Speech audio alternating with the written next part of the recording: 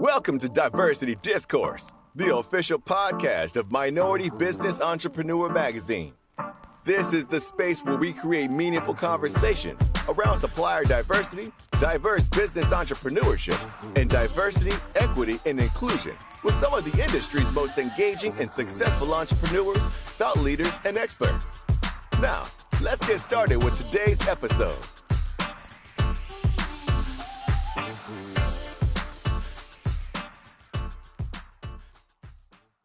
Well, hello, family. It's Tanya Isley, publisher of MBE Magazine, and welcome to Diversity Discourse, the official podcast of MBE Magazine, where we are driving the conversation and discussions around diversity and diverse-owned businesses.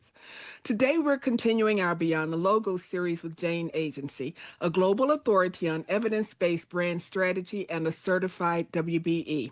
And in the article that accompanies this podcast, we touch on real-world examples where business leaders need brand clarity and alignment.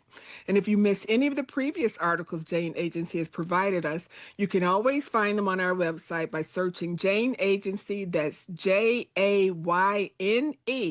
on mbemag.com. I'm telling you, there's tons of valuable information in those articles that you can use in your business.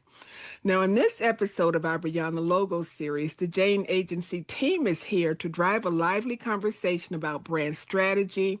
So focus, take notes, and be prepared to learn. Brooke, Carly, Brad, and Veronica, thank you all for joining the podcast today. I'm looking forward to this discussion, as I'm sure everyone else is. So I'll get out of the way and hand things over to you. Thanks, Tanya. As always, we're grateful to be working with MBE Magazine to be able to give your readers and listeners the ability to go beyond the logo to grow their businesses and start to drive dependable, repeatable, and scalable outcomes through brand strategy. We're picking up the conversation from our last Beyond the Logo article titled, "We Need a New Logo," or do we, which is linked in the description. And I'm sitting down now with the Janiacs to unpack what "we need a new logo" or "we need a rebrand" means under the surface for business leaders. We're going to dig into the brand platform and offer a few ways you can all apply Jane Agency's evidence-based brand strategy method today to diagnose, realign, or if necessary, redesign your brand. So first, let's talk about what most businesses really mean when they say we need a rebrand, because as we're going to get into it, we're going to see that that might not always be the case. Veronica, welcome to the podcast. In the article, you say when a business believes they need a rebrand, what they're often feeling is a disconnection versus the need to, for example, redo their logo. You say something is off internally or externally, or perhaps both. Can you talk more about that? Yes, of course. So while people tend to think a rebrand of visuals will solve that disconnection, visuals are actually rarely the core of the problem. It's truly the foundation underneath. For example, if you're thinking about it, is it a positioning problem, a promise problem, or maybe it's even an audience alignment issue? Jane Agency's methodology helps you really trace back the issue to the root. So when you do make a change, it does stick. It actually works. Okay, so it's clear there needs to be this type of acknowledgement that a misalignment is happening in the business. Once you've taken a look and you can kind of compartmentalize what's disconnected, you can then assess if a rebrand is the answer or not. Brooke, welcome to the podcast. Can you elaborate on three maybe key indicators that signal if a business really does need to do that rebrand? So some ways that you can tell that a business needs to do a rebrand starts with measurable indicators. So three that we like to work with typically are that the brand is actively limiting or deflecting a critical revenue stream. So maybe there is a revenue stream that they would like to be accessing or digging into, but they can't quite access it, or they're limited in their ability to do so. So it might be supply chain, it might be audience, it might be their positioning, or that the brand is infringing on growth strategically, legally, or competitively. So there is something that is starting to cause pain or workarounds or modifications in terms of how the brand delivers, whether it's a product or service. And some of those legal or competitive issues start to happen. You can see happen when there's disruption in the industry and people start seeing a different way to buy what it was that they previously were accessing, or legally maybe there's some compliance or regulations or restrictions that come out that the business then has to make adjustments for. And then third is when one or more of the 10 assets themselves in a brand strategy are no longer feasible or functional. So we saw a lot of this happen in COVID, where audiences that had been audiences for decades for businesses were no longer even an option, or that supply chains themselves were no longer accessible. So the promise that the business had wasn't possible to deliver on. So both audience or supply could affect something like that. Those are two examples of things that might affect any of the 10 brand assets. Okay, so it seems like some businesses, what we're saying, might need to quote unquote rebrand, but others might need to just realign. So taking a look at the promise, for example, or audience, or any of those 10 assets would be helpful in understanding what issues are happening underneath the surface. Brad, welcome to the podcast. When we talk about alignment, what does that mean at Jane? And can you talk about how we use the brand platform to ensure alignment across businesses? Yeah, absolutely. So alignment is really the foundation of everything we do with our clients through our entire methodology. It's how we ensure impact both internally with your staff and team members, and externally, how you're talking out to your audience to make sure and ensure everyone's speaking the same language, selling the same service or product, and building trust with your audiences. If you don't have internal or external alignment, you can't talk in a way that's repeatable, scalable, and creating that trust both internally and externally. And so a brand platform and the methodology that leads to developing that platform itself drives alignment by bringing every team member to the table, right? You're all talking the same language. You're all aligning in those sessions and creating this codified document. So you're moving perceptions, thoughts, ideas, feelings aside, and you're really getting down to the data, the evidence-based information that's critical to establishing your brand. And so once we've taken all that intake and information from a team, we can put that in one evidence-based document, which we call the brand platform, which is a shared document within a shared environment that codifies every single step of your brand, so that you're all speaking the same language, both internally and externally. And so that each team member can always refer back to that. So you're saving time, effort, back and forth of dialogue between your team members, because you guys can all relate back or go back to that brand platform and say, okay, well, does this tactic or does this initiative align with our right audience? Is this on with our strategies? Will this allow us to achieve our objectives and goals? So having all that codified in one document forces that alignment amongst team members, so that when you're aligned internally, you could then start bringing that externally to your audiences. And if there's anyone that knows our team, they know we love evidence-based, we love data, we love anything measurable, which kind of leads me to my next question, is that we've said in the past, we say all the time that the 10 brand assets are as measurable as any financial KPI. Brooke, can you share maybe one real world metric that business leaders can track this quarter or maybe next quarter to prove that their brand strategy is working, to kind of pressure test the alignment that we're talking about here? It's such a good question, and such an underrated part of brand strategy as a conversation, which is the measurability of it. And there's so many good ones, so I'll try and keep it brief, but it's a part of my passion for brand strategy in the first place. So I'll give two examples. I know you asked for one, but you can look at culture, which includes engagement, turnover, employee satisfaction surveys, and you can apply both bottom and top line performance to both of those. Another way you can look at it is you can be more aggressive with indicators like forecasting and revenue conversion. So you can look at RFP invitations, close rates, new projects. But some of the secret sauce inside of those, specifically for revenue, would be how many RFPs were you on the right shortlist for? Or how many RFPs did you close without having to argue or debate and do best and final offer? Or how many contracts did you close where price wasn't the negotiation, but how fast and efficient could they get it at the quality that they wanted? And then you can look at close rates, like you projected you would close X amount, but you only closed Y, or you projected X amount and you closed, incrementally Z.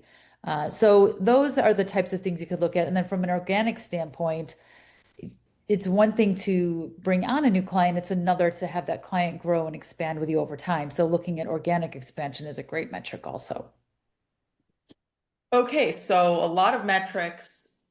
Those were great examples of how people can see, measure, and take action. And when it comes to taking action and trying to drive alignment, ensuring alignment for these dependable and scalable outcomes, let's talk about maybe noise that resembles activity but doesn't yield results, so we could be clear on when something is working and when maybe we think something's working. Veronica, maybe what is an everyday task business leaders can look out for or reframe to maybe make sure that as they're looking to drive alignment and as they're working inside of the business, what is aligned within their brand goals? What is just busy work? Yeah, so referring to the part of the question, noise that resembles activity. So again, activity without true alignment is just motion. It often can feel productive, but rarely does it actually produce sustainable growth. So we see teams all the time working on launching campaigns, building decks, chasing opportunities. Without a shared understanding of where they're going, that energy can get scattered really fast. So brand clarity separates action from alignment by giving teams this filter to operate with to understand what direction you're going in. So it's not about doing more, it's about doing the right things in the right direction for the right reasons. So clarity turns that effort into true momentum. So if there's one thing I challenge business leaders to cut or reframe this week, it's the kind of work that leads to brand drift. So you might be asking, what does that look like? So sending out a newsletter just because it's on the calendar, even though it's not really the content that's saying anything of value, or pushing out a social post that gets engagement, but not from your audience, or refreshing a deck with updated visuals, but not actually going back and asking the question if the message is resonating with your audience. And truly, those efforts are not neutral. They push you off your course. If it doesn't reinforce your position and promise, cut it. Don't do it. Brand drift doesn't happen all at once. It builds quietly every time you move forward without clarity. And the brand platform is really just one of the best tools, obviously, that we work with day in and day out that ensures teams can stay on the right track, that we stay on the right track. Brad, what would you say is maybe a earlier warning sign buried in analytics or sales conversations? Let's take a closer look inside the brand platform, and we'll look at the audience asset with Brad. Brad, what would you say is an early warning sign, maybe buried in analytics or sales conversations, that tells you the audience asset needs a refresh or another look at? So that's an interesting question. I would say, one, there's tons of different warning signs depending on what asset you're evaluating, but it's also critical to understand, is the asset wrong or is the content wrong that you're putting out there? So level setting and understanding and digging into the data is really the most important thing. You don't want to just go switch your audience because your data is not great, and vice versa. So it's really important to dig in and really understand, either through a survey or conversations with your customers that are your current customers or prospects, and really understand, okay, before I start digging in and updating my audience, is it maybe my content that's missing? If it's not the content, if your content is aligned with the proper audience, then I'd say look at the audience. But as it pertains to warning signs, there are a ton of them. So yes, it's as simple as from a certain conversation, if something's not resonating with an individual, but it's really critical to look at the data behind anything you put in the market. And there are no cost, low cost, some cost options for tracking and managing any of that. The important thing is just getting any amount of data you can. But something that's really important to pay attention to is what I'll call as false positives within that data. So for instance, if you're looking at website data, you might send thousands of people to your website. So you're saying, wow, that tactic is really working. But if all those people are bouncing after just looking at the first page, that either could be a sign of the wrong audience being sent to that page, or once again, it could be the actual content on that page. So it's really important to dig in. Same thing with email as an example. You might have a fantastic subject line, so everyone's opening the email, but then they get to the email content and see what you're really offering, and it's not for them, so they don't click the call to action or the link to go to your website or to an offer that you have. So it's really important to track all that data, constantly compare it, looking at, is it an audience issue? Is it a content issue? And testing both those to really understand, is it really your audience or the data? And then making sure that you're optimizing based on that. So I'd say is, if you've done the work in your brand platform to put the audience that you truly believe is right, check the content first and foremost before you go make a wholesale change in your brand platform. And if you see that the content is right or it is aligned with your brand platform, then maybe your audience isn't right. So do some level of research to really understand that the product or service you're selling is to that right audience. I think something That's great. Oh, go ahead. Well, I think one of the things that you said, Brad, that was so important is that it's a back and forth. People always ask for like, what is the exact formula? And the truth of the matter is, just like being a parent, you're constantly kind of checking in on your kids. You're doing little gut checks. You're doing little tests and learns with them. You're seeing if they're doing what you expect. The same thing is kind of true with a brand. You're watching it grow and evolve, and you're constantly just sort of looking in on it. And I think sometimes as business owners, we think that if we pay to get this done, then it's done for a while. But that's not really what brand stewardship or brand strategy is. It's a constant iterative process, and when something's working, we want to keep seeing it work. But if it goes off track, you kind of have to be ready to monitor it and pull it back in too. So I loved what you said about the test and learn around the content. Yeah, that's great. And I really like how we're talking about this idea of noticing a little, being a little more mindful and aware, especially inside of content and data. And when it comes to that iterative process, like you were talking about, in a market that's just moving so fast with so many new ways to iterate, so many new players coming into the market, iterating new things left and right, maybe can we talk quickly about the risks of copying competitors in the market without context? So Brad, can you walk us through a quick checklist business leaders could run through before borrowing any sort of tactic that they're seeing in the market without noticing their own content and noticing their own data first? Yeah, I mean, I think you hit the nail on the head with the second part of what you said. So first and foremost, it's really important to understand why you're copying that tactic. Is it because it looks good? Is it because it's something new and innovative? Is it that the messaging resonated? So before you just go and copy something, you need to understand what resonated with you before you take it in and say, okay, let's do that here. So it's always really important then to take any idea you have from the marketplace and say, okay, does this align with our brand platform first and foremost? Will this type of tactic and the messaging that we're planning on going forward with align with our audience, with our strategies? Will this help us hit our objectives and goals, right? So always circling back to that brand platform. So I always say, try whatever tactic you believe will work as long as it's on brand, but make sure that what you're putting into that tactic is aligned with your brand platform towards your audiences, and then test it. Like you said before, Carly, and what I was also talking about is that it's really critical to go back and look at the data. You'll quickly see if a tactic's working or not. If it's driving leads, if those people are interacting with your content, great, keep it going. Invest more in it. See what the thresholds for investment yield in regards to results. But you might test it, it might not work for your business. So really understand, does your competitor have the same audience as you? Are they in the same places and spaces? What is your message that differentiates you from your competitor? Because if you're going out there and saying the same thing and doing the same thing as them, well, then you're just aligning with their position and their promise, not your own. So the most important thing is always to ensure it aligns with your brand platform, and then going back to optimizing, measuring, testing, and repeating that. And again, going back to the notion of brand drift, if it isn't aligned and it isn't helping you achieve your goals for your business, it is going to lead you off course. And before you know it, your brand's going to be unrecognizable if it's just a copy paste because you thought it was cool. Absolutely. Exactly. And these are all such amazing points, and we want to bring these analytical levers to everyone listening. So like we do, they can define and analyze and test their own brand strategy.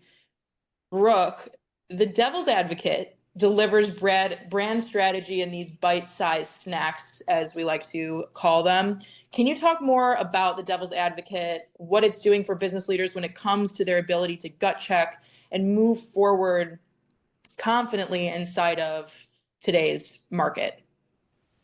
Love that question. And it's in so well done inside of the flow. So the Devil's Advocate is a Substack, and there's a $10 per month fee for it. It's relatively economical for anyone who's looking to make some kind of a commitment in brand strategy, but not looking to make a large dollar commitment.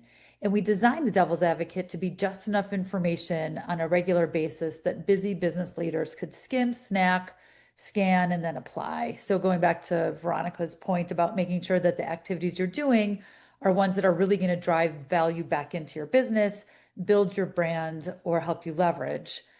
So for instance, one week you might get a nugget that's a gut check about audience. So that week in the back of your mind, we might give you some questions for you to be thinking about. So you're constantly asking 3 key questions to confirm if your audience needs have shifted. Another week, we might give a chance for you to challenge tone of personality, giving economic shifts that are taking place.